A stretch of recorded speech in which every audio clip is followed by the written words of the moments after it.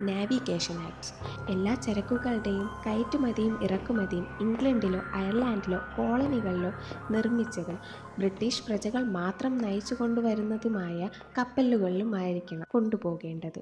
പഞ്ചസാര, പുകയില, പഞ്ഞി, രോമം, അരി, നീലം എന്നിങ്ങനെ പ്രത്യേക പട്ടികയിൽപ്പെടുത്തിയ സാധനങ്ങൾ കോളനികൾ ഇംഗ്ലണ്ടിലേക്ക് മാത്രമേ കയറ്റുമതി ചെയ്യാൻ പാടുള്ളൂ.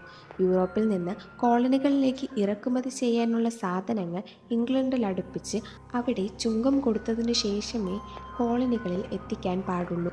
ഈ നിബന്ധനകൾ ഏറെക്കാലം കോളനിയിൽ ഗൗനിക്കാതിരുന്നു. കാരണം റോബർട്ട് വാൽപോൺ ബ്രിട്ടീഷ് പ്രധാനമന്ത്രിയായിരുന്ന കാലത്ത്, അതായത് 1721 മുതൽ 1742 വരെയുള്ള കാലഘട്ടത്തിൽ ഈ നിബന്ധനകൾ കർശനമായി നടപ്പിലാക്കിയിരുന്നില്ല. അതിനാൽ കോളനിക്കാർ നിയമലംഘനവും കള്ളക്കടത്തും പതിവായി നടത്തിയിരുന്നു. മാത്രമല്ല, കോളനിക്കാരുടെ അയൽപ്രദേശമായ കാനഡ ഫ്രഞ്ചുകാരുടെ അധീനതയിൽ ഇരിക്കുന്ന